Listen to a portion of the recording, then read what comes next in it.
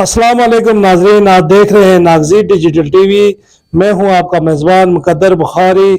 आज हमारे स्टूडियो में जो मेहमान हैं सिद्धार एजाज फाजल साहब, जिनका तल्लुक यूनियन काउंसिल जंडाला तिमरुटा से है।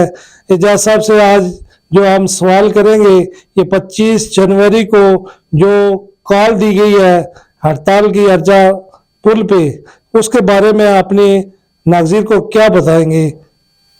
मैं सबसे पहले शुक्रिया बुखारी साहब आपका कि आपने मुझे वक्त दिया और इस हड़ताल के बारे में जो डिस्कस करने जा रहे हैं हम, वो ये है अर्जा और बाग से जो क्रश प्लांट लगे हुए हैं वो हमारे माला नाल का जो पानी है उसको आलूदा कर रहे हैं।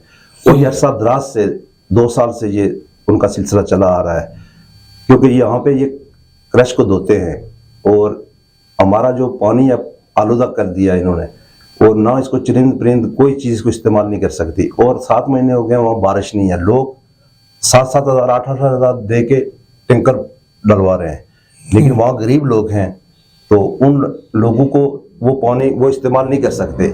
और ये क्रश प्लांट वाले और गवर्नमेंट वाले ये जो हैं ये पता नहीं भत्ता दे रहे हैं क्या कर रहे हैं, और इन 2 दफ़ा पहले बंद हुआ और अब फिर उन्होंने शुरू कर दिया है। 25 तारीख को जो हड़ताल की कॉल दी जा रही है, हमारे इलाके में जो लोग नौजवान हैं उन सबसे मैं अपील करता हूं कि वो इसमें भरपूर शिरकत करें, ताकि चिड़ाला वाले, त्रीला वाले लोग और तिमरुटा कायनी ये सब लोग इसमें शामिल हों, बल्कि टाइम वाले लोग ये सब हम इकट्ठे चलेंगे और जाके पुल पे उस वक्त तक बैठेंगे जब तक ये हमारा तलबा मंजूर नहीं होता।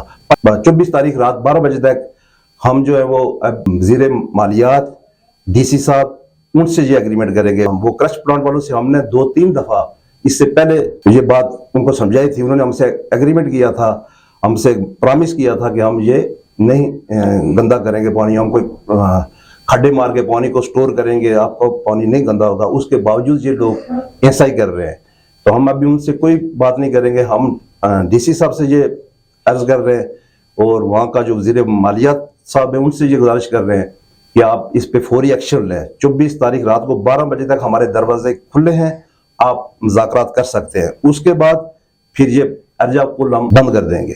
बहुत शुक्रिया एजाज साहब।